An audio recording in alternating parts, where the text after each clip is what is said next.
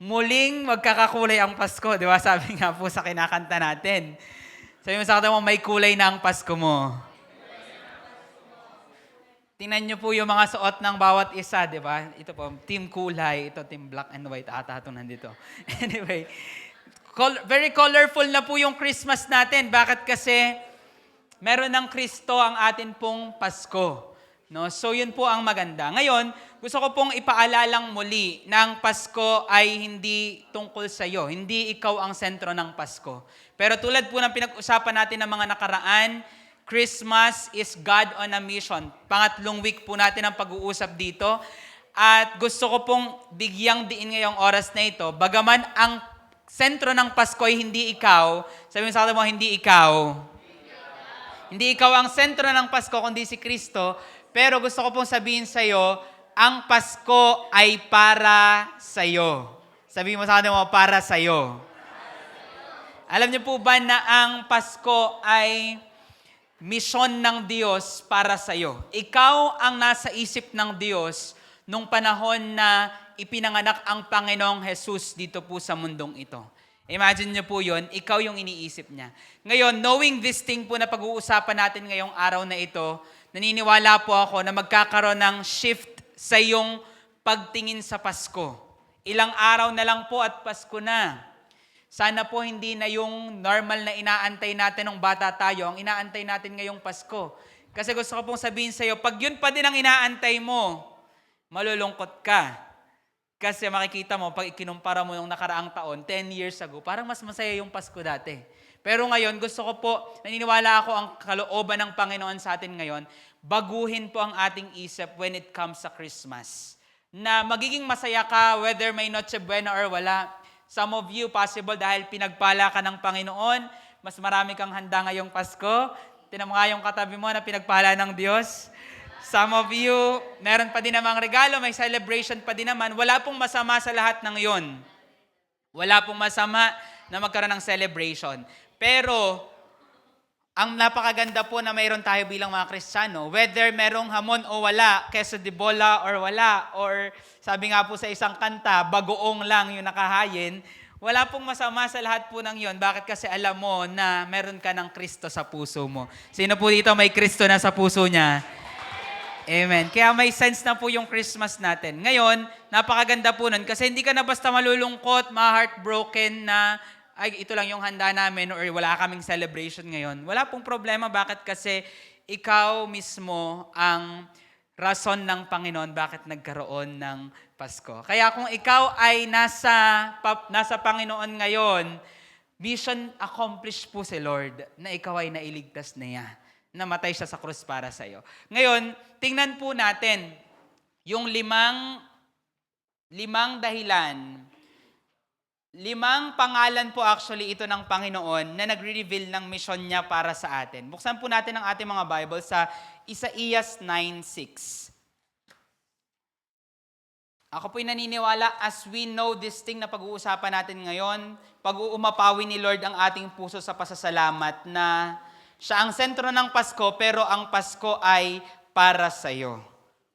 Isaías chapter 9, verse 6. Sabi po dito, sapagkat sa atin, sabihin nyo nga po sa atin. Hindi po kung kanino man, sa atin po ang nakalagay dyan. I believe, bagaman ang tinutukoy po dito ay yung panahon po sa Israel, sa mga Hudyo, pero kasama po tayo sa pangako na yan. Sa atin ay ipinanganak ang isang bata, sa atin ay ibinigay, sabihin nyo nga po ulit, sa atin, ang isang anak na lalaki, at ang pamamahala ay maaatang sa kanyang balikat, at ang kanyang pangalan ay tatawaging kamangha-mangha, tagapayo, makapangyarihang Diyos, walang hanggang Ama, prinsipe ng kapayapaan. Nung panahon po na ito, big deal po ang pangalan. Sabihin nyo nga po pangalan. Sabi po dito, ang kanyang pangalan ay tatawagin. Alam niyo po nung panahon na yon, kung ano ang iyong pangalan, naniniwala po ang mga Hudyo na may kinalaman po yon sa magiging takbo ng buhay mo. Merong connection po siya. Kaya nga po makikita nyo po sa New Testament, Si Simon, pinalitan ng Panginoon ng pangalang Pedro. 'Di ba? Makikita natin yung mga tao po sa Bible, binibigyan ng Diyos ng bagong pangalan. Kasi ang kalooban po ng Panginoon, magbago ang destiny mo at patutunguhan ng buhay mo. So, naniniwala po ako, even naman until now, 'di ba? Kung ano po ang binabansag sa'yo, parang yun ang declaration ng mga tao sa'yo. Kaya nga po sa mga babies po natin na ipinapanganak, big deal din po, parang yung pangalan na ibinibigay natin ay declaration natin sa bata. That this will be your name dahil. Naalala niyo po si Jesus, Jesus ang ipapangalan mo sa kanya. Bakit daw po? Ano pong rason? Sabi last week, ililigtas niya ang kanyang mga tao mula sa kanilang mga kasalanan. So may ibig sabihin po pala yung pangalan.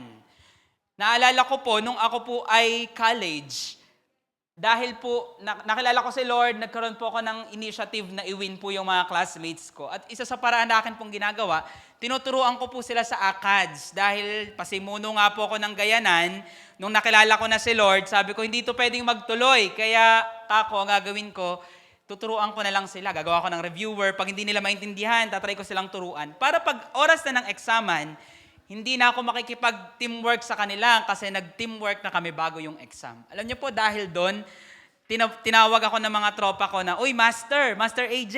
Ganyan. Master na po yung tawag nila. Bakit? Kasi tinuturuan ko po sila. Ako naman noon, iniismeran ko sila, "Anong Master? Ba't Master?" Ganyan. Kasi may bago silang bansag dahil sa kanila pong nakuha sa akin. So, ikaw na mayaman, di po ba pag ikaw madaming pera at babae ka, ang tawag sa iyo, madam. Sabi mo nga sa katayo mo, madam, tayo mong babae. O kaya parang iniisip mo na, yayamanin tong lalaki na katabi ko, ang tawag ng iba, bossing. Sabi mo sa katayo mong lalaki, bossing. Yan. Bossing, papasko naman. So, yung pangalan po, usually binibigay natin sa mga benefit na nakukuha natin sa tao na yon. Ikaw nga, isipin nyo nga po, ano bang ibinabansag ng mga tao sa'yo? Or ikaw, naranasan mo na bang, di ba, dahil nagpipreach ka ng gospel, tinawag ka daw na pastor.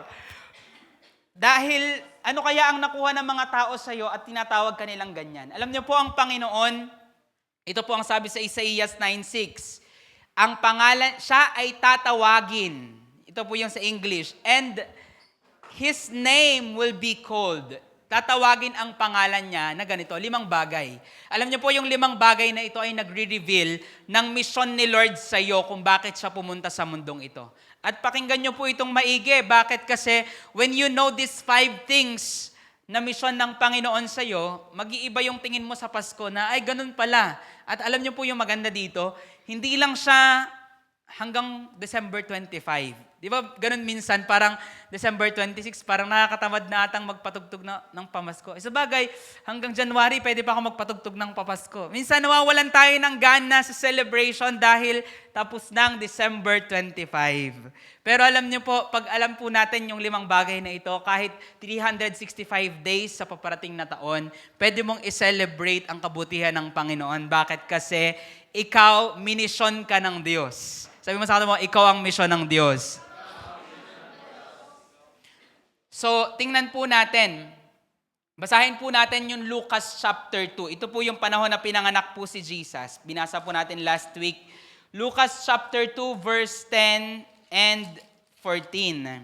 Sabi po dito sa verse 10, "Kaya't sinabi sa kanila, huwag kayong matakot sapagkat naririto, dala ko sa inyo." Sabihin nyo nga po sa inyo. Sabihin nyo nga po sa inyong sarili, sa atin. "Dala ko sa inyo," sabi ng anghel, "ang magandang balita ng malaking kagalakan para sa buong bayan." Sabihin nyo nga po, para sa buong bayan. So yun po yung sabi sa verse 10. Para kanino daw po yung balita? Para sa atin, para sa ating mga tao, para sa buong bayan, para sa lahat ng may hininga. Sa verse 14, sabi po dito, "Luwalhati sa Diyos sa kataas-taasan, at sa lupa'y kapayapaan sa mga taong kinalulugdan niya." Una po doon, sabi, luwalhati sa pangalan niya sa kataas-taasan. Ibig sabihin, ang goal ng Christmas, maluwalhati si Lord, pero bukod po doon, pangalawang goal ng Christmas para magdala ng kapayapaan sa mga taong kinalulugdan niya. Good news po yun kasi para sa'yo, sabi mo sa katawa, para sa'yo. Para sa'yo ang Pasko. Kaya po may Pasko ay dahil sa kabutihan ng Diyos para sa atin. Ulit-ulit po yung angel, dala ko sa inyo para sa buong bayan. Ibig sabihin, bagaman, ulitin ko po, hindi ikaw ang sentro ng Pasko. Hindi tungkol sa iyo ang Pasko. Pero ang kagandahan po dito, para sa iyo ang Pasko. 5 bagay po na misyon ng Diyos sa atin, base po sa binasa nating verse sa Isaías 9 verse 6. Here are 5 names po ni Lord that reveal God's mission to us. Yung 5 pangalan ng Panginoon na nagre-reveal ng misyon ng Diyos sa atin. Una po, sabi po dyan, tatawagin siyang kamangha-mangha. Sabihin nyo nga po, kamangha-mangha. So, una pong pangalan ng Diyos, tatawagin daw siyang wonderful. Sabihin nyo po, wonderful. Ang top priority po ng Diyos, hindi lamang tuwing Pasko, kundi bawat araw ng buhay natin, ay maluwalhati po ang pangalan niya. So, yung Christmas po, pag-usapan po natin ito. By the way, meron po tayong Christmas service sa December 25 kasi Pasko. So, alam niyo po ba, ang original meaning ng Christmas ay service for Christ. Yan, Mass for Christ kasi service for Christ po yun. So, we will have a service for Christ on Christmas Day. Kaya kung kayo po ay wala pang pupuntahan on Sunday, naririto lang po kayo around Lipa City. On Thursday, ano ba? Wednesday or Thursday? Gulong-gulo kayo. Thursday, Christmas is Thursday. Yan. Thursday, punta po kayo dito dahil meron po tayong celebration. At double celebration yun kasi meron po tayong mga ide-dedicate na bata on Christmas Day. Yan. So, alas 8 pa din po ang ating service. I believe magiging quick service lang yon, quick celebration dito po sa place po na ito, para bago man tayo pumunta sa mga handaan, pupuntahan ninyong galaan, naibigay natin ang papuri sa Panginoon.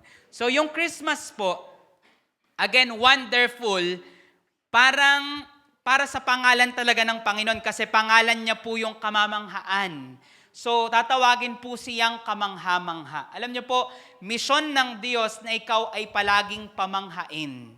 Tulad po ng pinag-usapan natin last week, the most exciting thing in this world is to be a Christian. Ang pagiging Kristiyano po, ang pinaka-exciting na bagay sa buong mundo. At kung ikaw bilang Christian, ikaw ay naboboard, bored ka na bilang isang Kristiyano, may mali. Sabi mo sa kata mo, may mali. Bakit? Kasi ang goal po ni Lord ay pamanghain ka sa bawat araw ng iyong buhay. Ano po ba ang pakiramdam ng namamangha? Masaya po ba o malungkot? Masaya. Every time na namamangha ka, masaya po siya na pakiramdam. So, ibig sabihin po, kapag ikaw nararanasan mo si Lord palagi, ang bunga po nito ay pagkamangha at kagalakan. Naalala niyo po, ang sabi po ng mga anghel, meron akong dala-dalang balita na magdadala sa iyo ng kagalakan. Ibig sabihin po, mamamangha sila. At sabi nga po dito, kung babasahin niyo po yung Lucas 2, ilang beses po diyang inulit na namangha sila. Nung sinabi ng mga shepherd kay Mary, namangha din si Maria, namangha po yung mga tao. Kasi nga po, ang goal po ng Panginoon ay mamuhay ka ng namamangha. Sino po dito naranasan mo ng pamanghain ni Lord sa kanyang himala? Madami ng beses. Napakadami ng beses. Ibig sabihin po, yun pala talaga ang goal ni Lord sa atin. Ngayon, kung Kristiyano ka, tapos parang naputol na yung pagkamangha mo bilang isang Kristiyano, may mali. Kailangan mo pa sigurong bumalik ulit sa Panginoon kasi whenever you are in God, endless po yung dahilan para ikaw ay mamangha. This week, kung iisipin nyo po, ang daming dahilan na ikaw ay pinamangha ng Panginoon. Last week, marami din po. Last month, marami din po. Kasi nga po, His name will be called Wonderful. Sabi nyo nga po, Wonderful. Gusto po ni Lord na pamanghain ka niya sa lahat ng kanyang ginagawa bawat araw. Bakit? Kasi our God, sabi nga po sa isang kinakanta natin, our God is an awesome God. Sabi nyo nga po, amazing. Amazing. Lagi kang pamamanghain ni Lord. And that is His way. Alam niyo po kung bakit gusto lagi ni Lord na you are in awe of Him. Di ba may kinakanta din po tayo, I stand in awe of you. Pag sinabi po nating awe, pagkamangha po yun na sagad-sagaran. Sukdulang pagkamangha. Hindi lang po yun pagka-amaze. Pag sinabi niyo pong awe, may kasama po yung fear na grabe naman to.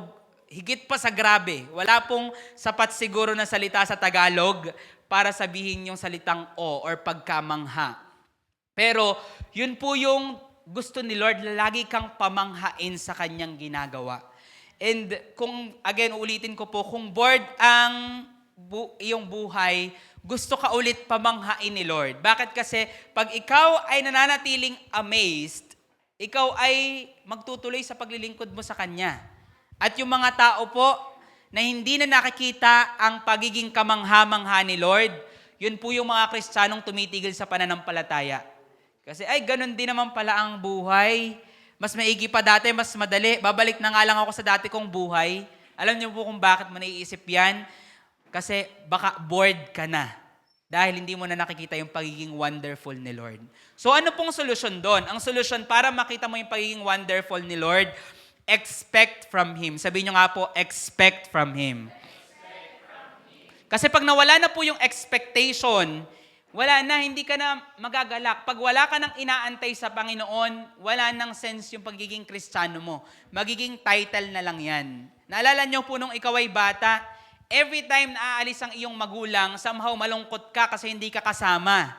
Pero pag sasabihin ng magulang mo na may pasalubong ako sa iyo mamaya, anong gagawin mo? Masasaya ka na, papawiin mo yung luha mo kasi mayroong kang inaantay. Kasi excited ka sa pagbabalik dahil alam mong may dala-dala ang iyong magulang. So lagi kang excited pag may pasalubong. Alam niyo po ba, bilang ang Diyos ay ating Ama, palagi siyang may pasalubong sa'yo. Sabi mo, tanong mo nga sa kanila mo, handa ka na ba sa pasalubong ni Lord? At tulad po ng magulang na laging sayang-sayang pasahin ang kanilang anak, ganun din po ang Ama natin sa langit na gusto ka lagi niyang pasayahin at pagalakin sa kanyang ginagawa. Pero alam niyo po, ang isang anak na hindi na nag-e-expect sa kanilang magulang, wala na, hindi na magpapasalubong yung magulang kasi ay, hindi naman na yung masaya dyan, wag na yan. Di ba, naalala niyo po, sa mga magulang na naririto, nung masaya pa ang iyong anak sa biskwit, laging biskwit ang pasalubong mo. Nung ayaw na ng biskwit, bubble gum na. Nung lumaki-laki na ayaw na ng bubble gum, ay wag na ng pasalubungan kasi hindi naman na yan masaya dyan. Alam niyo po ba, kapag tayo bilang mga anak ng Diyos, wala na tayong expectation. Yun po ang dahilan bakit hindi ka na namamangha sa Diyos. Pero kung ikaw, palagi kang may ine-expect kay Lord, na Lord, ako'y naniniwala may gagawin ka sa sitwasyon kong ito. Hindi matatapos po ang araw, ang buong linggo na may bagong ipapamalas sa iyo si Lord. Napaisip po ako nito dati, bakit kapag, naalala ko po nung retreat that we have, nandun pa lamang po yung mga tao, ramdam na yung presence ni Lord. Same thing po, naalala nyo po sa mga naka-attend ng conference, day 0 pa lang, pagpunta nyo po dito sa event center, grabe po yung presence ni Lord. Naalala nyo po yon? Revival camp. Naalala ko po yun, disappointed ako kasi ba't Lord umuulan? Ang tagal-tagal namin pinag-pray to, ang ganda-ganda ng panahon, buong pag-aantay namin. Tapos nung kaarawan, biglang bugso ang ulan. Alam niyo po, pagpunta ko ng events place, nag-i-intercede po doon, yung mga intercessors natin nagli-lead. Grabe, pagpasok ko po, nakita ko yung lahat. Naiyak po talaga ako kasi grabe yung mapus po yung presensya ni Lord. Revival camp po yun. So, iniisip ko po nun, kahit po sa revival events that we have every night, naalala ko sa iba't ibang mga lugar nun while doing mission, iba po yung presensya ni Lord. And iniisip ko nun, Lord, bakit ganon? Pag may event, grabe yung presensya mo na lumayapos talaga. And of course, dahil pinanalangin natin, hiningi natin, pero at the same time, isa po sa nireveal ni Lord, dahil lahat ng pumupunta doon, majority may expectation. At kapag ang tao po'y may expectation, kinakatagpo po sila ng Diyos. Alam niyo po ang dahilan bakit nawawala na minsan na parang feeling mo, hindi ko na ma-feel ang presence ni Lord. Papasok ako sa secret place, empty, pupunta ko ng church, wala, hindi ko din siya ma-feel. Wala, hindi ko na maramdaman. Alam niyo po kung bakit? Kasi baka wala ka ng expectation. Alam niyo po, ang pangalan ni Lord, wonderful, kasi gusto ka niya palaging pamanghain. But He wants you to expect from Him. Hindi sa tao. pag taong inexpectan mo, madidisappoint ka na magpe-pray ka, Lord, I decree and declare ngayong araw, magiging sobrang fulfilling yung araw na ito. Tapos, paggising mo, nakasibangot yung mga tao sa bahay. Di ikaw parang, dineclare ko pa naman na ang ganda ng araw na to, tapos kayo naman, mga nakasibangot kayo. Minsan, ganun po tayo. Alam niyo po, pag ganun, nare-reveal na baka sa tao ka nag-e-expect. But if you expect from God, kahit gaano masama yung loob ng mga tao sa bahay, pero kay Lord ka nag-e-expect, Lord, pinapakita lang nito na wala akong kayang i-expect sa tao. Pero sa iyo ngayong araw na to, nag-e-expect ako. Sino po dito mula ngayon mag-e-expect na kay Lord? Amen. Goal ni Lord na pamanghain ka. Not just this Christmas, pero ang mensahe po ng Pasko, gusto ng Panginoon na pamanghain ng mga tao kasi tatawagin ang pangalan niyang wonderful. Alam mo yun, every time na may ginawa si Lord, ang gusto ng Panginoon, masabi mo sa Kanya, Lord, wonderful ka talaga. Ang amazing mo, Lord. Meron po ba sa inyo dito ngayon na ganon, na parang palagi mo sinasabi, Lord, ang amazing mo. Grabe ka, Lord. Meron po sa inyong ganon? Di ba? Parang mapapasabi ka lagi, grabe ka, Lord. Yun po yung way natin minsan i-express yung pagkamangha natin. Grabe si Lord. Grabe si Lord dong. Amazing ni Lord. So, God wants you to be amazed palagi. Expect from God and let Him amaze you. Pangalawa po, na pangalan ni Lord na sinabi po sa Isaiah 9 verse 6 ay Counselor. Sabihin nyo nga po, Counselor. Tagapayo. Ngayon, ang pinapayuhan po, sino po ba ang mga pinapayuhan? Bakit siya magiging tagapayo? Ang mga pinapayuhan po, yung mga kailangan ng gabay. Halimbawa, yung anak mo hindi pa kaya magdesisyon, kailangan yan payuhan. Sino pa po ang pinapayuhan? Yung mga nalilito. Kung ikaw nalilito ka sa decision na gagawin mo, hindi mo alam, walang maayos na parang wala kang maayos sa pag-iisip ngayon, hindi ka makapag-isip ng tama, ikaw, kailangan payuhan. Sino pa po? Yung mga problemado, mga may pinagdadaanan, kailangan po ng payo. Kasi may problema. Minsan po kasi pag may problema tayo, nahihirapan tayong mag-isip ng matino. Amen. Nararanasan niyo po ba yun? Di ba? Parang pamali-mali na yung desisyon natin kasi ang bigat-bigat ng pinagdadaanan natin. Bukod po doon, yung mga nagkamali o nagkasala, mga napatungo sa kadiliman, kailangan ng payo para mapabalik po sa liwanag. So, kahit po ang mga taong matino naman, okay naman ang sitwasyon, minsan kailangan pa din ng payo sa mga gagawing desisyon sa buhay. So, ibig sabihin po, yung pagiging counselor ni Jesus, para na naman sa atin. Sabi mo sa katayo mo, para sa'yo na naman. Ibig sabihin po, hindi na naman tayo na naman ang makikinabang sa istorya ng Pasko kasi si Jesus po pala, tatawagin siyang counselor. Alam niyo po, napakaganda po nito. Good news po ito sa ating lahat. Bakit? Kasi kung nakikita mo na walang katapusan ang problema, wala nang katapusan ang atake, ang pinagdadaanan ko, gusto ko pong sabihin sa'yo, wala din pong katapusan ang pagiging tagapayo ng Panginoon. Good news po yun. Bakit? Kasi kaya kanyang tulungan sa iyong mga pinagdadaanan at kinakaharap. Ang nais po ng Panginoon, lagi po natin siyang makita. Dumating po siya sa mundong ito bilang tagapayo, ibig sabihin, available po palagi ang wisdom sa iyo ni Lord. Iniisip ko po dati, nung bago po akong Kristiyano, si Lord may pakialam lang naman yan kapag ako ay nag-church. Or si Lord may pakialam lang naman yan pag ako ay magpipreach, pag ako ay pupunta ng worship, or pag nasa prayer meeting. Pero sa mga personal kong buhay, parang hindi naman pinapakalaman ni Lord. Alam niyo po, kasinungalingan yon. Kasi si Lord po, dahil siya po ay tagapayo, may pakialam siya sa pinagdadaanan mo. Alam niyo po ang kasinungalingan ng kaaway sa atin pag tayo may pinagdadaanan? Kaharapin ko na lang muna to, mamaya ako nababalikan yan si Lord. Kailangan ko lang munang intindihin ang aking problema. Sino po dito naranasan mo na yon? Na parang isang tabi ko muna yan si Lord kasi kailangan ko muna itong kaharapin. Na para bang walang pakialam ang Panginoon sa pinagdadaanan mo.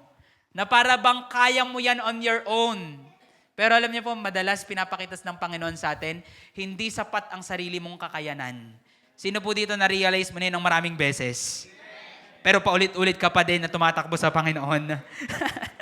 Alam niyo po, si Lord, gusto niya pong iparealize yun sa atin palagi. Kaya nga po madalas, inaalaw niya yung mabigat na mga sitwasyon, mga problema, hindi para pahirapan ka, kundi para iparealize sa'yo na anak, Huwag kang lumayo sa akin.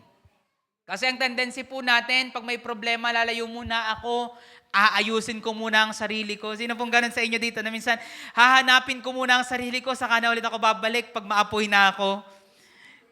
It's a prank. Lalo kang nagsusuicide niyan.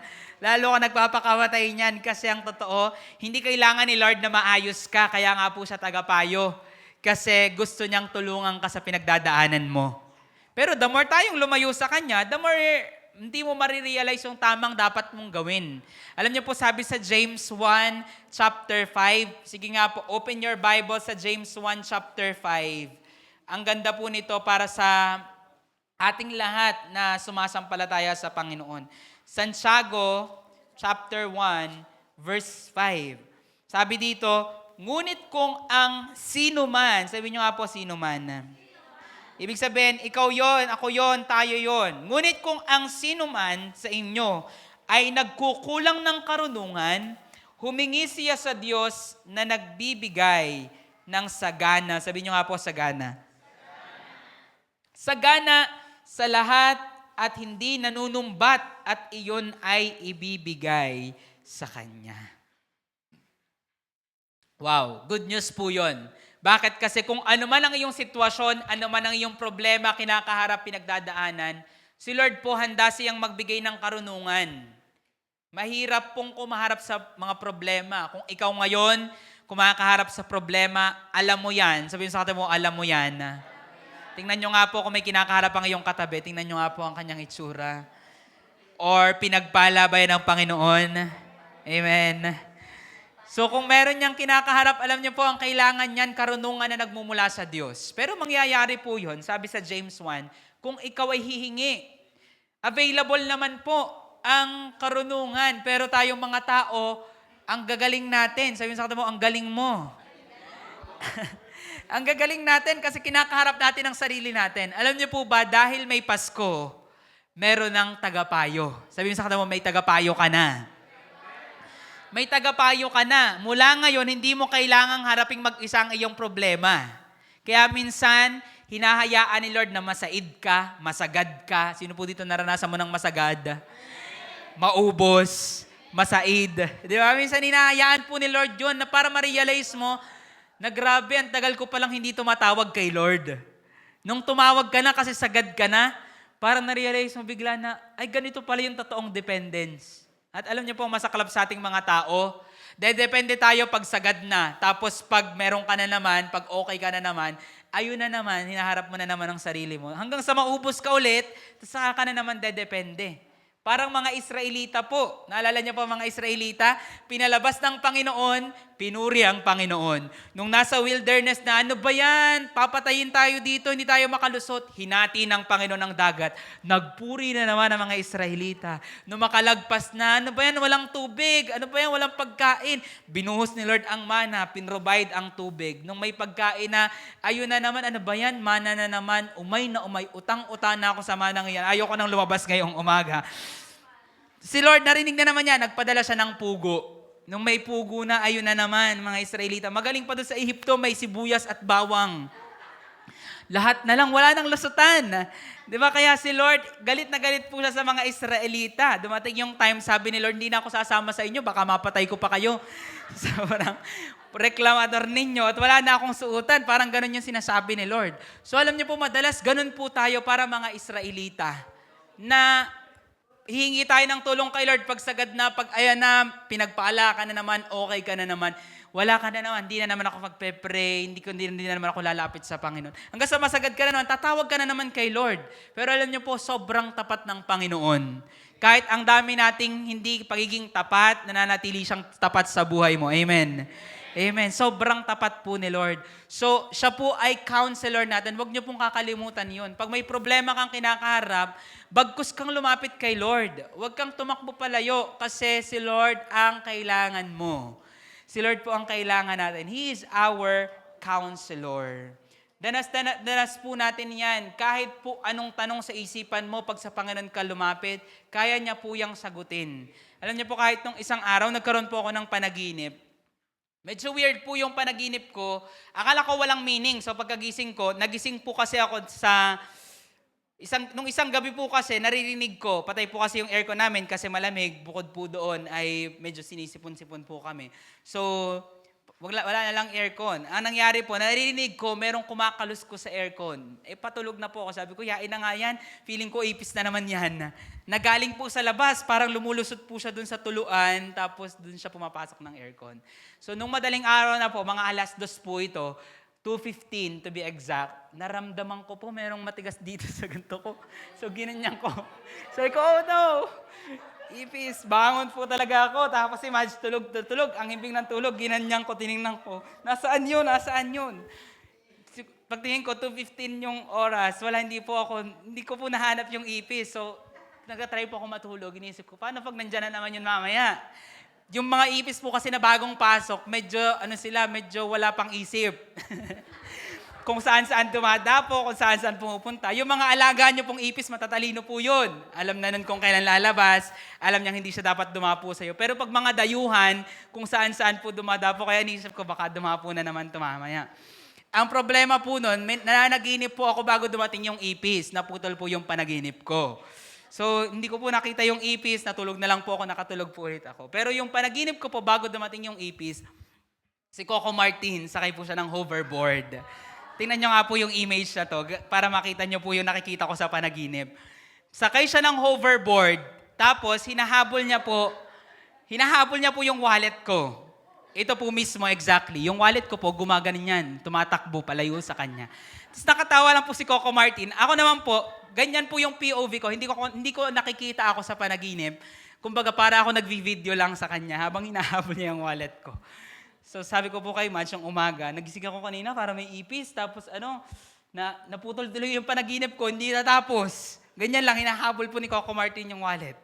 So kinanto ko po sa kanya, sabi niya, ano kayang ibig sabihin yan? Sa isip-isip ko, wala na ibig sabihin yan, baka random lang yan na panaginip na weird. So, pinalagpas ko na po. Hanggang sa, after po ng 5 a.m. tangs, nagtuloy po ako ng worship kay Lord at pagtatangs sa alas po namin.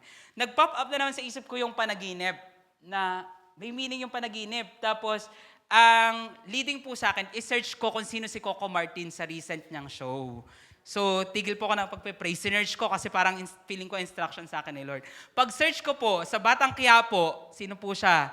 Si Tanggol. Alam niyo po yung original name niya nung search ko po sa Google. Ang original name ni Tanggol ay Jesus Nazareno.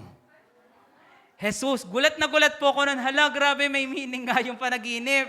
Parang akala ko random lang to na si Coco Martin. Pero ang meaning niya, naalala ko bigla, ang mukha ni Coco Martin sa panaginip ko, very light, yung paligid maliwanag. So hindi ito katulad ng ibang panaginip na may attacks ng kaaway kasi alam ko po pag demonic yung dream or merong interpretation ng attacks ng devil, madilim yung panaginip, mabigat yung mukha ng tao na nakikita ko. Pero si Coco Martin po sa panaginip ko, ganyan. Very light, masaya lang siyang hinahabol yung wallet, tapos maliwanag po yung paligid. So, during that time, na-realize ko, may interpretation, may hinahabol si Lord sa finances namin, sa wallet ko. So, simple lang po yun. Very basic po. Parang dream na hindi naman, parang wala naman, parang feeling ko walang sense. Pero alam niyo po, si Lord, nagbibigay siya ng karunungan sa mga pinagdadaanan natin. Sa current nating situation. Ibig sabihin po, whether po yan ay maliit na bagay or malaking bagay, si Lord, tagapayo mo. Sabihin mo sa kanila mo, tagapayo mo. So kung ikaw, sabi sa James 1:5, nagkukulang ka ng karunungan. Parang iniisip mo, may pinagdadaanan ako, tapos sa pinagdadaanan ko to, hindi ko alam ang gagawin ko. Hindi ko alam kung ano ang gustong iparating ng Panginoon sa akin. Sabi sa James 1:5, lapit lang. Lapit lang. Bakit? Kasi bibigyan ka ni Lord ng wisdom, ng karunungan. Kasi siya po ay tagapayo natin. Good news! Dahil may Pasko, meron ka ng tagapayo. Good news po yan para sa'yo kasi hindi ka nag-iisa nakaharapin ng iyong pinagdadaanan. Third thing po, sabi po sa Isaiah 9 verse 6, siya po ay tatawaging Mighty God. Sabihin nyo nga po, Mighty God. Pag sinabi po nating mighty, anong pumapasok sa isip nyo po pag mighty? Sigarilyo, grabe ka, bidik. Bukod po sa mighty, bago po yung Yossi, ang una pong mighty ay mighty band. Yan. Pag mighty po na Yossi, siguro dahil malakas po yung tama nun, kaya siya tinawag na mighty. Yung mighty band naman po, malakas po ang kapit. Ang ibig sabihin po kasi ng salitang mighty ay makapangyarihan. Sabi nyo nga po, makapangyarihan. At malakas po, pero hindi lang po malakas at hindi lang po napakalakas. Pag sinabi po nating mighty, malakas na malakas. Sabi nyo nga po, malakas na malakas. So, ibig sabihin po, tatawagin siyang malakas na Diyos. Sa ibang salita, makapangyarihang Diyos. Good news na naman po ito para sa'yo.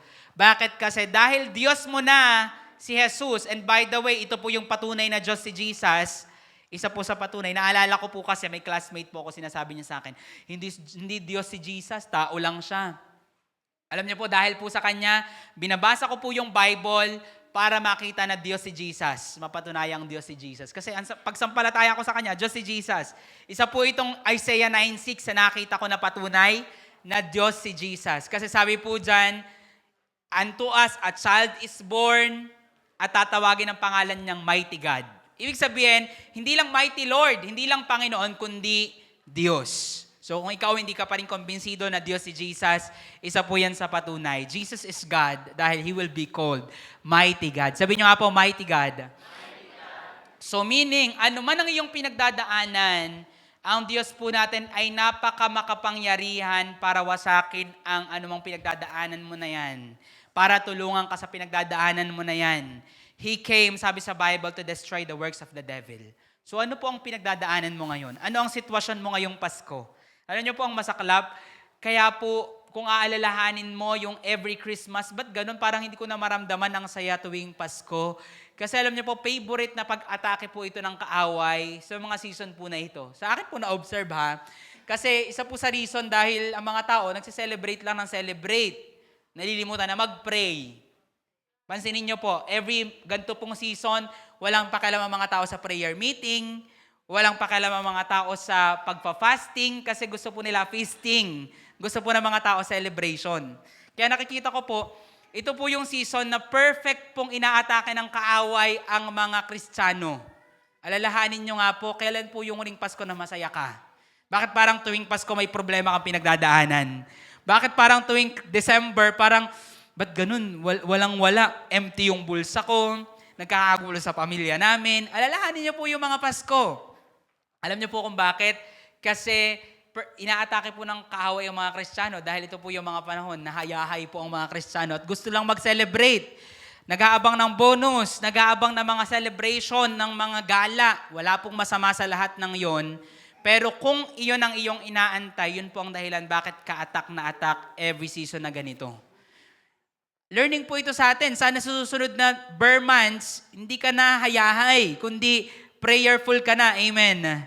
Mas lalapit po tayo kay Lord kasi again, ang gusto ng kaaway, matapos yung taon na ito na mahina ka, malungkot ka, wasak ka. Pero ang gusto po ng Panginoon, tapusin mo ang taon na ito na ikaw ay malakas. So si Lord po, good news na naman po ito sa atin na ang Pasko, ibig sabihin, pinaparating ng Panginoon sa atin na siya ay mighty God. Sabihin niyo nga po ulit, mighty God. So kung ikaw may pinagdadaanan ka ngayon kasi masyado kang naging abala nitong mga nakaraan, masyadong iba yung naging focus mo, na-focus ka sa pagkita ng pera, pag-solve ng problema mo, gusto ko pong iparating sa'yo, may pakialam ang Diyos sa pinagdadaanan mo kasi malakas at makapangyarihan po siya. Sisiw lang yan. Sabi sa akin mo, sisiw lang yan. Sisiw lang yung problema mo sa Panginoon. Bakit? Kasi si Lord po ay mighty God. So gaano man katindi ang attacks ng kaaway, I don't know kung sino po sa inyo dito ang inaatake ng kaaway ng mga nakaraan. Gaano man yan katindi, gusto ko pong sabihin sa iyo, mas matindi at mas malakas ang Panginoon mo kaysa sa pinagdadaanan mo. Kahit pa yan ay atake ng witchcraft, atake ng kasinungalingan, atake ng karamdaman, huwag kang magpaninlang dyan na, ay ganito na lang ako habang buhay, ganito na lang ang sitwasyon ko. Hindi, mas malakas ang Diyos mo. At kaya madalas hindi makakilos ang Diyos kasi nalilimutan mong siya'y mighty God.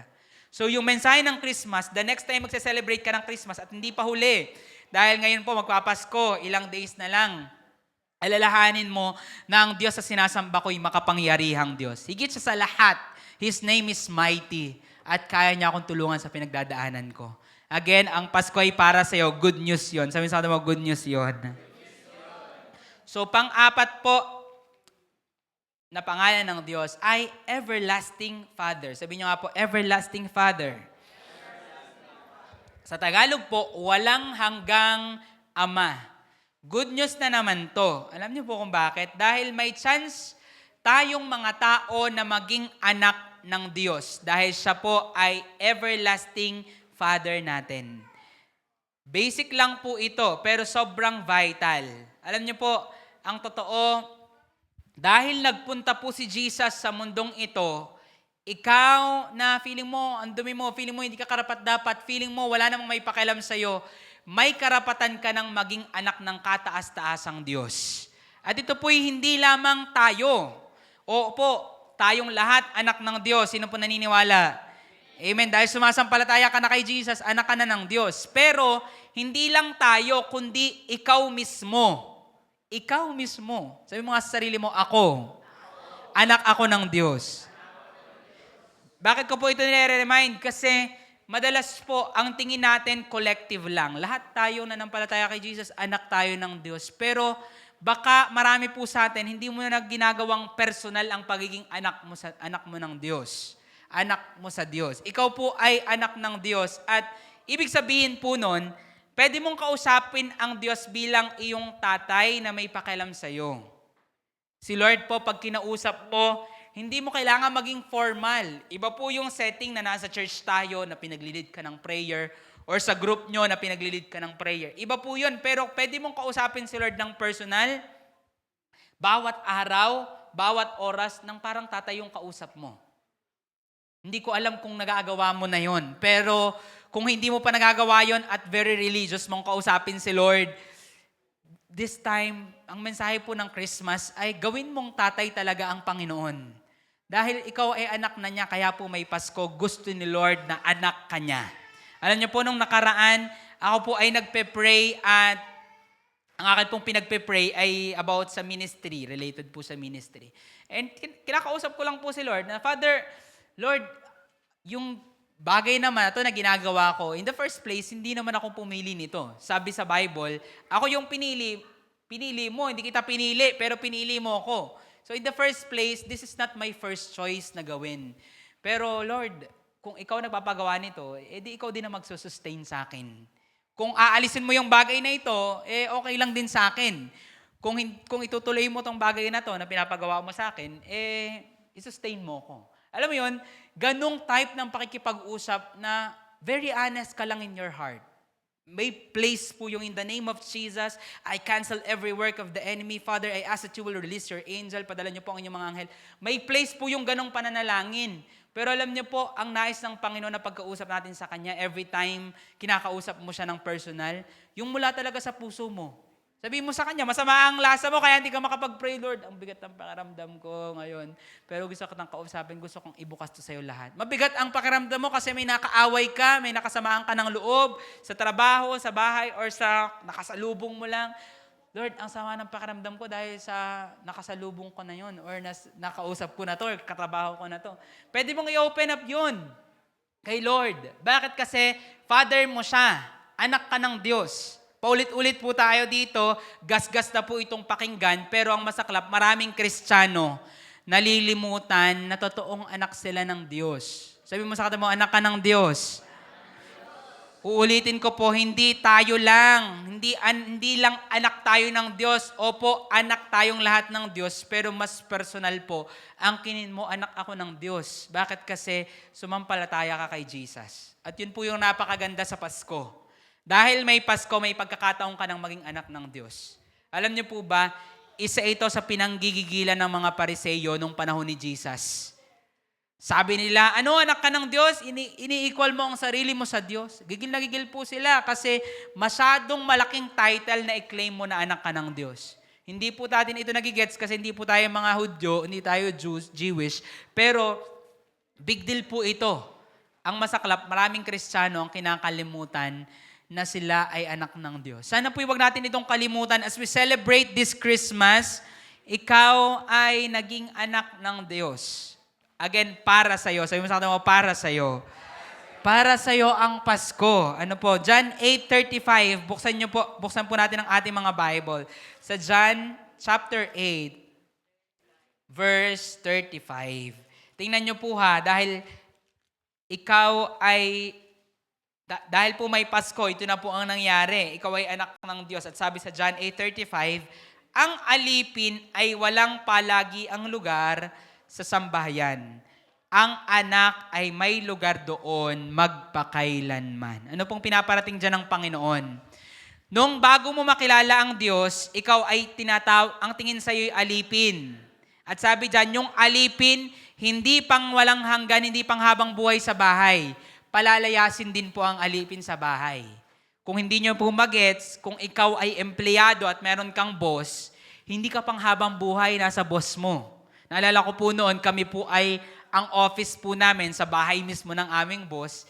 Pero yung akin pong trabaho, pag natapos pong aking contract or ayaw ko na, nag-resign ako, hindi na ako parte ng company po na yon. Sinasabi po dito, ang alipin, palalayasin din yan sa bahay. Hindi yan panghabang buhay doon.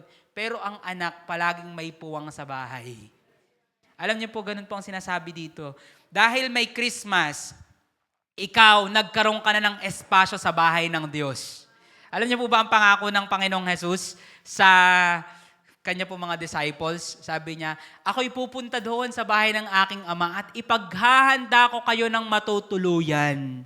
Ano po ang pakiramdam mo kung pupunta ka sa isang lugar, tapos may nagsabi sa'yo, pardi ka na, meron ka dining tutulugan. Masaya po, di ba? Ang sarap pumunta po sa lugar na yon. Alam niyo po, going sa different places sa Philippines, pag may nakakamit po kami, lagi pong sinasabi nila, bukas ang aming bahay ha, ito sa inyo to pag kayo ipupunta dito. Kahit naalala ko po, nung ako po ay nasa US, sinasabi nila, next time huwag ka na mag-check-in sa hotel, dito ka na lang tumuloy sa aming bahay. Ang sarap po sa pakiramdam na merong kang puwang sa bahay ng isang tao. Alam niyo po bang totoo, ikaw may puwang ka sa bahay ng Diyos, sa piling ng Diyos magpakailanman. Good news po yun, dahil may Pasko, kahit si Jesus walang puwang. Imagine niyo po kaya siya nasa sabsaban. Kaya sabi doon, sa tinutuluyan nila'y walang puwang, walang paglagyan si Jesus.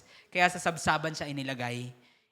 Dinanas po yun ng Panginoon. Sabi sa Bible, wala siya kahit anumang matulugan, mahigaan ang kanyang ulo. Bakit? Kasi para ikaw magkaroon ka ng puwang sa tahanan ng Diyos.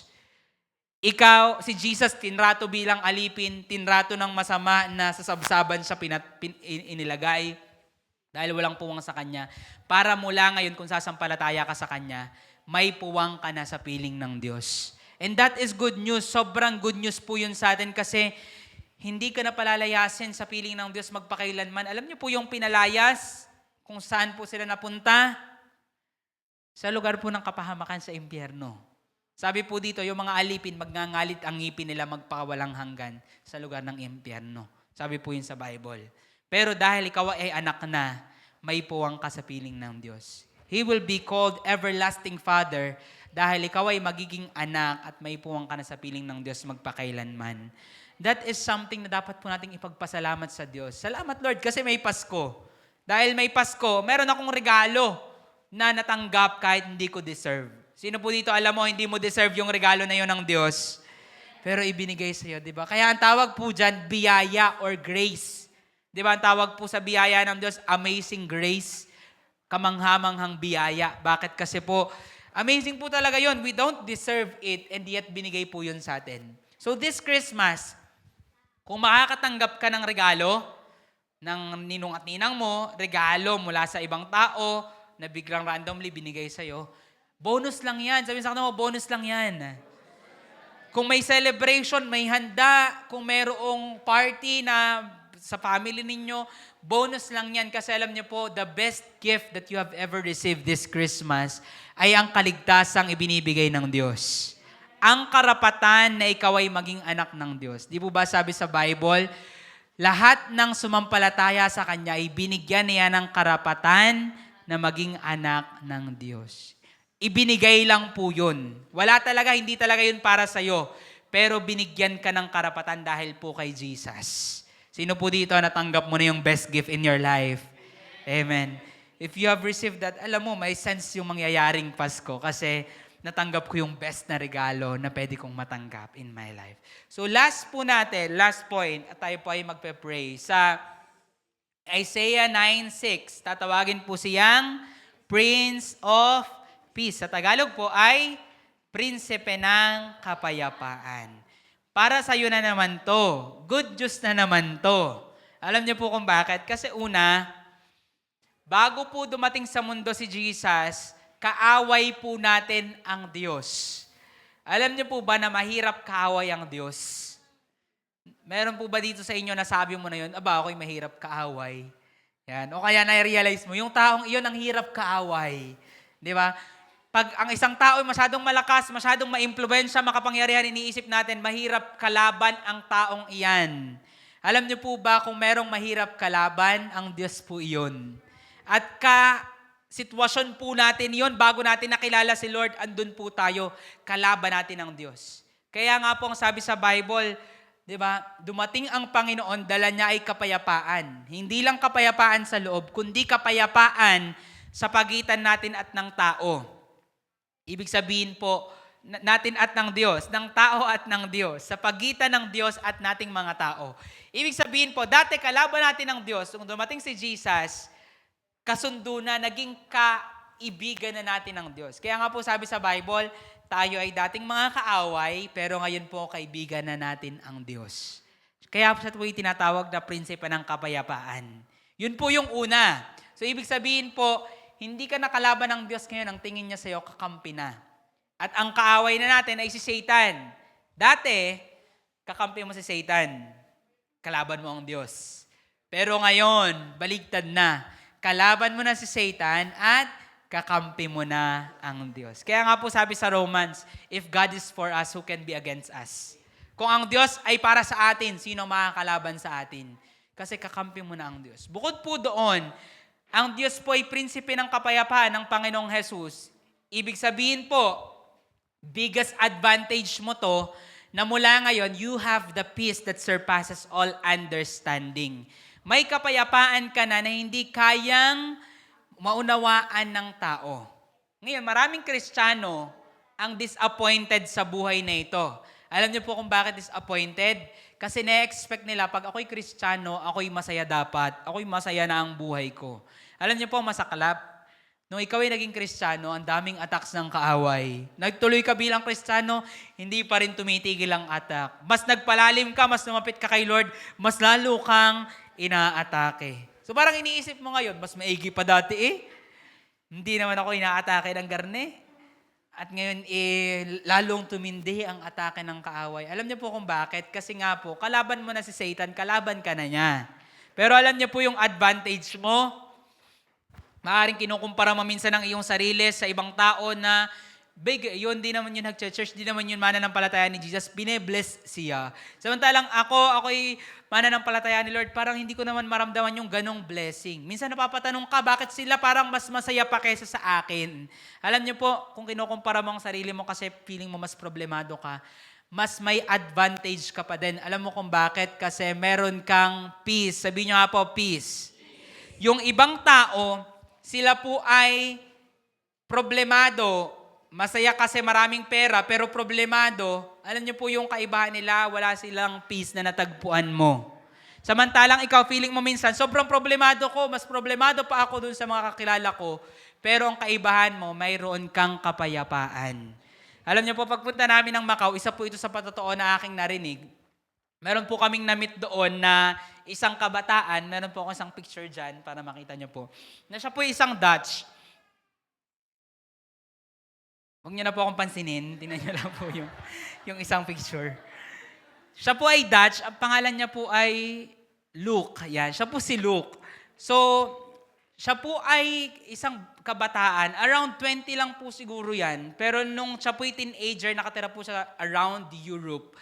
At siya po ay agent ng, nalimutan ko kung ano, basta mga lalaking company yung client niya. Dahil po doon, sa teenage niya, siya po ay kumikita ng malaki. So malaki po yung income niya. At dahil dit po doon, sobrang available lang po yung bisyo. Bisyo niya pong marijuana, mag-weeds. So yun yung life niya.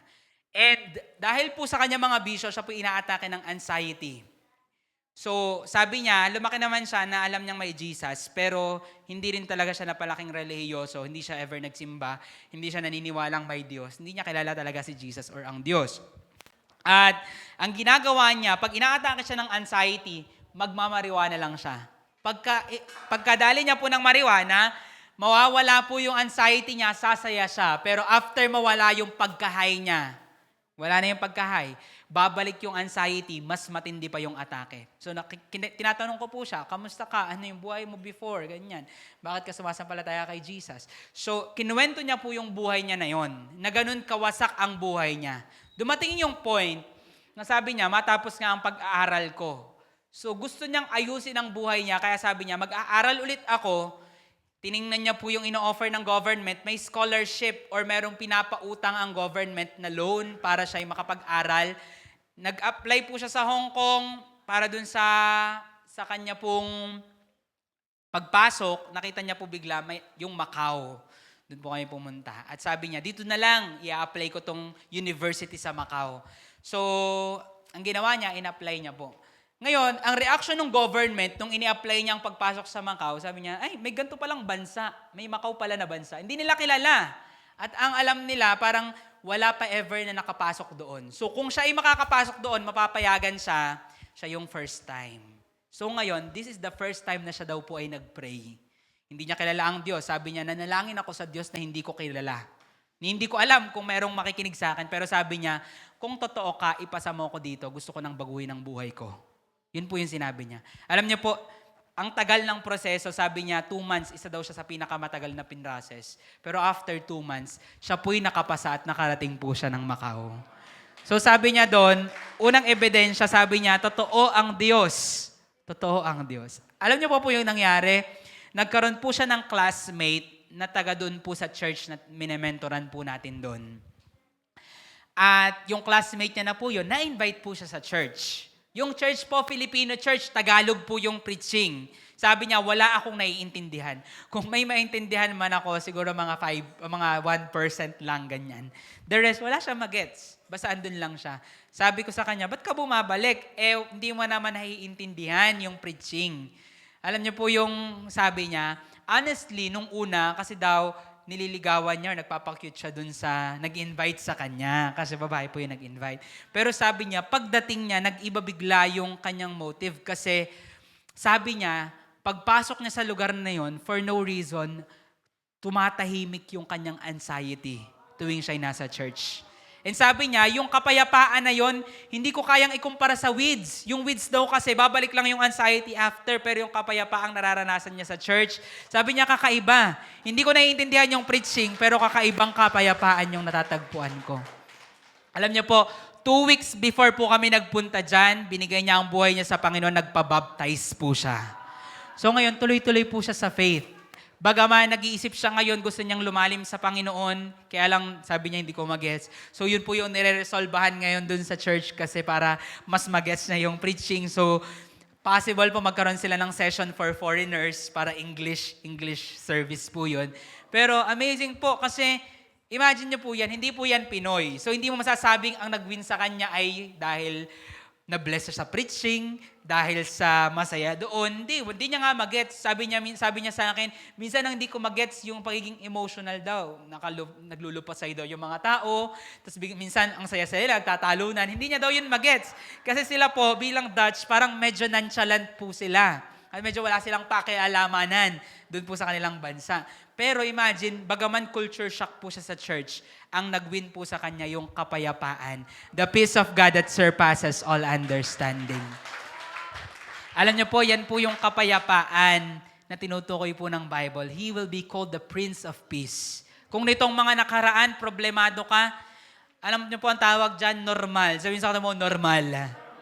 Huwag kang mag-expect na mawawala ng problema. Kaya ka laging nadi-disappoint kasi feeling mo, kailangan perfect yung life. Ako naman, dami ko ng pinagdaanan. Baka naman ngayon, dapat perfect na yung life ko. Madi-disappoint ka pag inaantay mo yung perfect life. Pero if you will expect from God na sa kalagitnaan ng problema may kapayapaan, alam niyo po, ang puso may mag-uumapaw sa pasasalamat.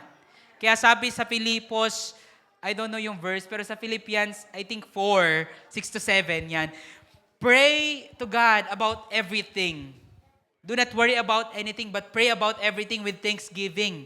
And the peace of God that surpasses all understanding will be upon you. Mapapasa iyo ang kapayapaan na hindi kayang unawain ng tao. So sinasabi ko po ito, bakit? Kasi ngayong Pasko, baka mayroon pa po sa inyo ang inaantay mo. Ang pinaka sinasabikan mo ay bonus, ay pera, papasko, celebration. Kung darating yan, kaya nga po bonus ang tawag dyan, bonus na lang yan. Kung may handa, bonus lang yan. Kung meron pong bagong damit, bonus lang yan. Kung meron celebration, bonus lang yan. Pero alam niyo po, ang advantage nating mga Kristiyano, meron tayong kapayapaan at kagalakan sa puso natin. Kaya nga po ang kinakanta natin, Joy to the World. Yung pagiging happy, napanood ko po yung interview ni Tony kay Joros Gamboa, sabi ni Joros, dati happy siya pag meron mga ganap kasi ang happiness daw po nakadepende sa happenings. Sabi ni Tony, ganda nun, gagamitin ko na yan mula ngayon. Ang happiness nakadepende sa happenings, pero yung joy nakadepende po sa sinasampalatayanan natin. Ibig sabihin, pwedeng hindi ka happy, pero magalak ka sa loob. Bakit? Kasi nananampalataya ka kay Jesus. Yung kasiyahan, yung pagiging masaya, panandalian lang yon, pero yung kagalakan pang walang hanggan po yun. Kaya kinakanta natin, Joy to the world, the Lord has come. Kasi yung joy po, kahit may problema at meron kang joy, ikaw ay makakatuloy sa pananampalataya mo. Alam niyo po, yun po yung advantage natin. At alam niyo po ba na yung joy na dala ni Lord at peace, weapon mo yon. Sabihin sa katawa, weapon mo yon. Weapon mo yon. Naalala ko po, last kwento po, nagkaroon ako ng panaginip. Nabasa ko po kasi sa listahan ng mga dreams ko. Yung dreams ko po kasi, nililista ko po yon. So, kung ikaw may mga napapanaginipan ka din, magkaroon ka ng listahan. For 3 years now, meron po akong listahan ng dreams ng 2022, 2023, 2024. Ay, 4 years na pala, 2025. So sa dreams, nabasa ko po yung isang dream ko doon, na nanaginip ako na nasa bahay, tapos sa ilalim po ng lababo, ang daming ipis. Yung mga ipis hanggang panaginip, hinahabol po ako. Naalala ko po, tinuruan po ako ng mama ng technique. Technique po ito, kung hindi nyo alam, ang pinakamabisang panglaban sa ipis, hindi po tsinelas. Hindi rin po baygon. Yung baygon, liliyuhin lang sila. Minsan hindi nakakaligtas pa sila. Alam niyo po yung tinuro ng mama na weapon, yung joy. Kukuha ka ng joy, siritan mo ng joy yung ipis, magbilang ka ng mga 30 seconds, titiwas na yung ipis at mamamatay na. Pag nasiritan mo, kahit kaunti lang. And nung sinearch ko po sa Google kung bakit ganon, sabi po doon, ang ipis po pala ay maraming mga pores, hindi po germs. Marami din pong germs, tama po. Pero marami po silang butas sa katawan nila, na doon po sila humihinga. Kaya pag sinirita mo po sila ng sabon, nasa-suffocate sila at diretso patay. Unlike po ng spray, katakutin mo lang sila, pero pag nasirita mo yan ng joy, kahit yan makatakbo, mamaya titiwas na yan. Very effective po yun. Ngayon hanggang panaginip, naalala ko yun. So ito yung highlight ng panaginip. Lababo, mga ipis, nagkawalaan yung ipis, tapos nag-shine po yung joy na kulay blue dun sa panaginip ko. Dinampot ko yung joy, siniritan ko yung mga ipis at namatay po yung mga ipis. Ako po yung natawa pagising ko kasi, ano ba yan, hanggang panaginip, pinahabol ako ng mga ipis. Pero nadala ko po yung lesson na tinuro ng mama na panlaban sa ipis ay joy. So breakthrough po yun. Some of you, magagamit nyo yun kahit mamaya. Pero yung gusto ko pong ipunto doon, kahit po yung dream na yun, binigyan ni Lord ng interpretation. Na ang dahilan bakit maraming Kristiyano ang natatalo kasi wala na yung kagalakan ng kanilang kaligtasan. The joy of the Lord, di ba sabi sa kanakanta natin, is our strength. Yung peace, yung kagalakan, yung dala ng Pasko, kaya nga po, joy to the world, the Lord has come. Weapon mo yon. Sabi mo nga sa katabi mo, weapon mo yon. Kaya as we celebrate yung Pasko, ngayong Christmas, magagalak na po ba ang bawat isa? Kahit walang pera, kahit walang celebration, kahit walang panghanda, kahit walang regalo. Amen. Bakit? Kasi ang joy ng Pasko, sino? Si Jesus. At yung Pasko, kaya may Pasko para sa'yo. Sabi mo nga sa sarili mo, para sa akin. Sabi mo sa katabi mo, para sa akin yun ha. Yan, hindi yan para sa katabi mo lang, kundi para sa'yo. Ngayon, malapit na po ang Pasko. And nawa po sa pag-celebrate natin ng Pasko, yung Noche Buena, yung 24, maging pasasalamat talaga, mag-umapaw sa puso natin yung pasasalamat. Na Lord, salamat kasi may Christmas. Dahil may Pasko, may kapayapaan, may tagapayo ako, meron akong ama na pangwalang hanggan, meron akong Prince of Peace, Prinsipe ng kapayapaan, meron ako ng lahat ng ino-offer sa Isaiah 9:6. So again, benefit po nating lahat. Kaya good tidings, sabi nung anghel, may magandang balita akong dala sa iyo na magdadala ng kagalakan sa lahat. Wow. Ibig sabihin, para sa iyo ang Pasko. Sabi mo nga sa sarili mo, para sa akin ang Pasko. Tayo pong lahat ay magsitayo. So as we end, ngayon pong oras na ito, hayaan na ang atin pong mga puso ay mag-umapaw sa kagalakan at pasasalamat.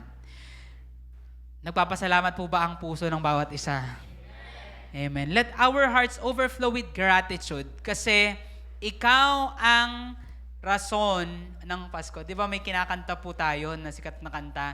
We are the reason. We are the reason that He suffered and died. We are the reason bakit dumating si Jesus. And totoo po yun. Dahil mula ngayon, gusto ka ni Lord pamanghain. His name will be called Wonderful. Sabi niyo nga po, Wonderful. His name will be called Counselor. His name will be called Mighty God. His name will be called Everlasting Father. And His name will be called Prince of Peace.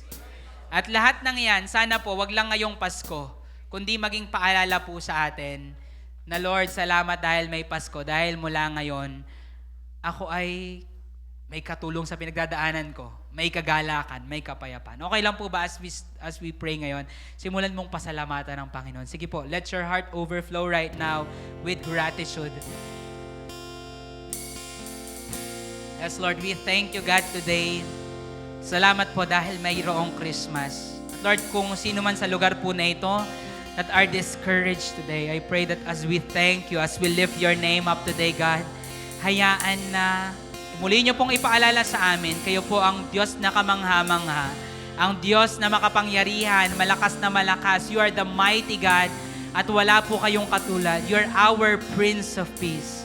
Ngayon pong araw na ito, hayaan tanggapin niyo po ang pasasalamat na nag-uumapaw sa aming mga puso as we worship you and as we sing to you. Come on, church, ngayon pong oras na ito, sama-sama nating sambahin at pasalamatan ng Panginoon. Yes, Lord, we lift you up today, God.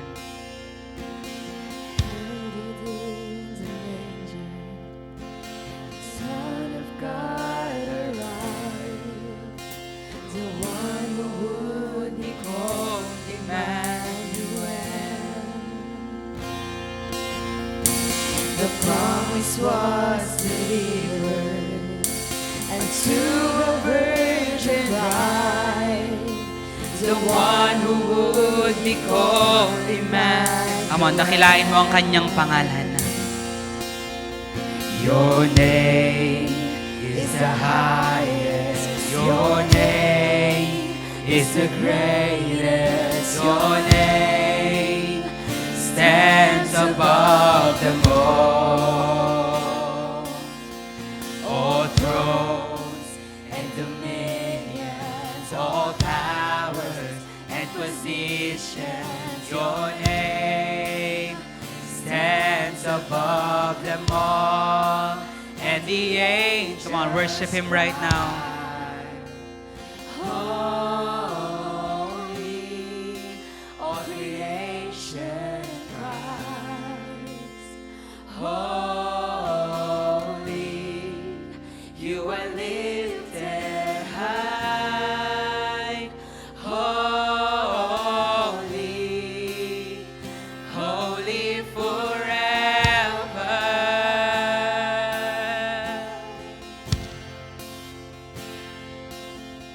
In the humble town of David, a Savior born today, the one who would be called Emmanuel. Ooh, behold the hosts of heaven, the hosts gonna proclaim, the one who would be called Emmanuel. Come on, give glory to His name that is wonderful. Your name is the highest. Your name is the greatest. Your name, it stands above them all. All throne, yes, Lord, your name is mighty, mightier than anything in this world, God. Your name, it stands above them all. Jesus, your name is the highest. Your name is the greatest. Your name stands above them all. All thrones and dominions, all powers and positions. Your name stands above them all.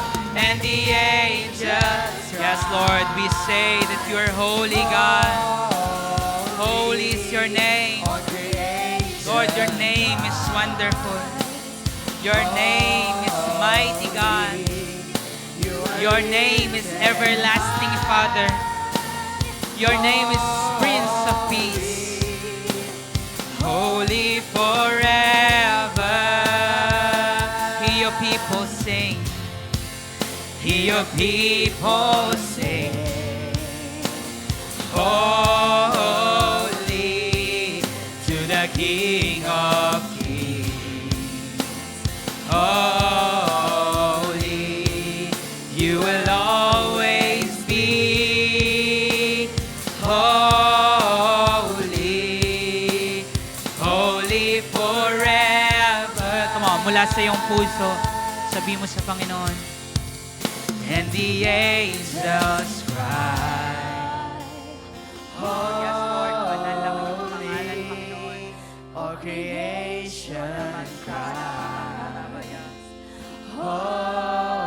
Holy, you are lifted high. Holy, holy Come on. forever. Iparinig mo sa Panginoon ang iyong tinig mula sa iyong puso. Hear your people Yes, Lord, this is your people singing holy. Holy to your name, God. to the King of Kings. Holy, You will always be holy, holy forever. come on, just let your heart overflow right now. Hayaan mo mag-umapaw ang iyong puso sa pasasalamat sa Panginoon. Yes, Lord, we worship you today. Come on, open your mouth right now and start to thank Him. Lord, salamat po sa iyong kadakilaan. Salamat po sa buhay na walang hanggan. Lord, salamat po, Panginoon, sa kaligtasan na ibinigay niyo po sa amin. Lord, salamat po sa buhay. Salamat, Lord, sa kapayapaan na dala ng iyong kaligtasan, sa kagalakan na dala ng iyong kaligtasan, Panginoon. Lord, salamat po dahil may Pasko. Lord, salamat po dahil kahit sa kalagitnaan ng aming pinagdadaanan, Lord, may kapayapaan kang ibinibigay. Come on, if you have to repent today, kung kailangan mo magsisi sa lahat ng panahon na nawala ang iyong pagtitiwala sa Kanya, just speak that prayer of repentance. Sa lahat ng panahon na nag-alala ka sa mga bagay na kinakaharap mo at pinagdadaanan mo, this is the time. Come on, just repent right now. Lord, we repent of all the times that we lose our trust in you.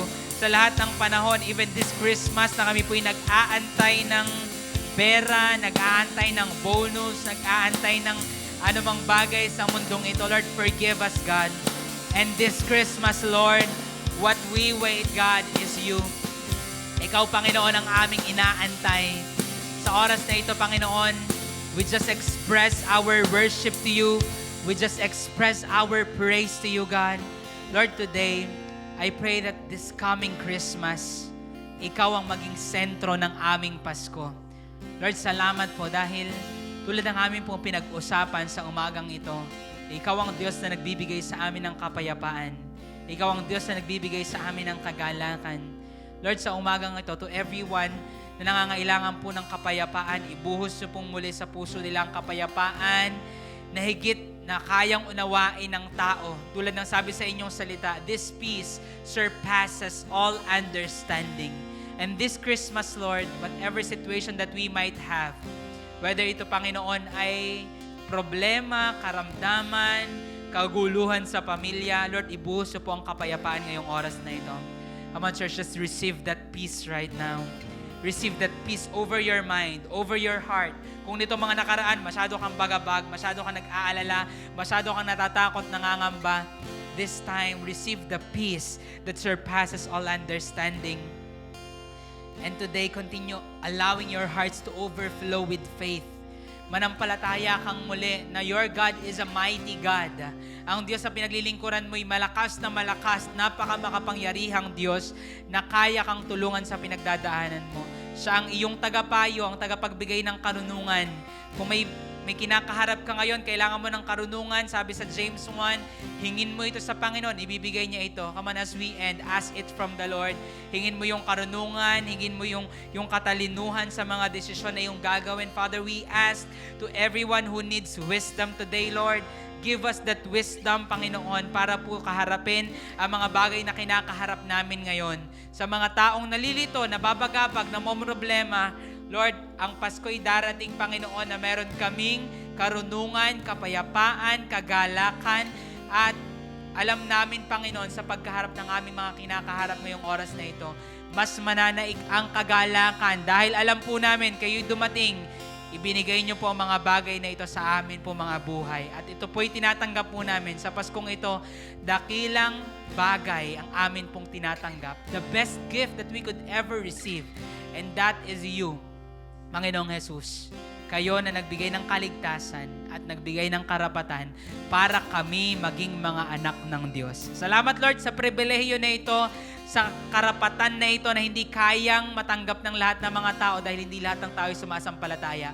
Pero kami na nasa lugar po na ito, pinipili po naming sampalatayanan na kayo po ang aming Panginoon, kayo po ang aming Diyos. At mula ngayon, kami po ay inyong mga anak. And let it continue even after this day, even after Christmas. Lakaran po namin na totoong kami mga anak ninyo at kaya naming dumepende sa inyo the rest of our life. Lord, kasama po ang buong simbahan, ang aming puso'y nag-uumapaw sa kagalakan. Sa iyo po namin ibinabalik ang pasasalamat, ang papuri, ang pagdakila. Come on, lift His name up right now. We give you praise, Lord. We give you glory. Lahat ng mga anak ng Diyos, ito po ang aming dalangin sa pangalan ni Jesus. Magsabi ng Amen, Amen, Amen. Thank you, Jesus. Thank you, Lord. Come on, let's give praise to the Lord at hayaan sa huling pagkakataon, pag umapawi natin ang kagalakan na ibinibigay ng Diyos ngayong oras ito. Come on, give Him praise today. Clap our hands.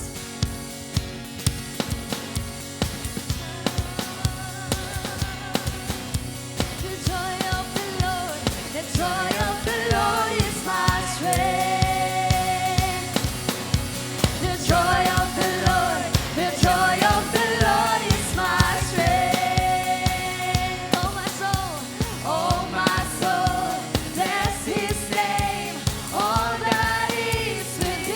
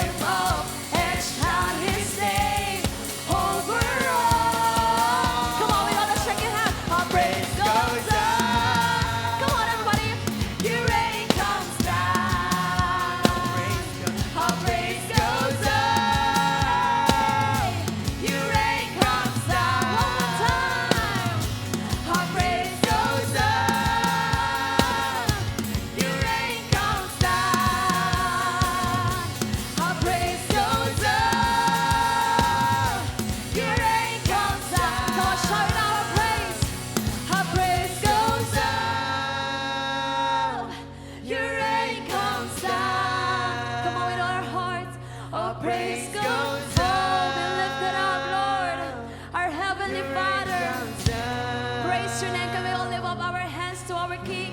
Heavenly Father, our Prince of Peace, our everlasting Father, wonderful Counselor, the mighty God, we praise your name.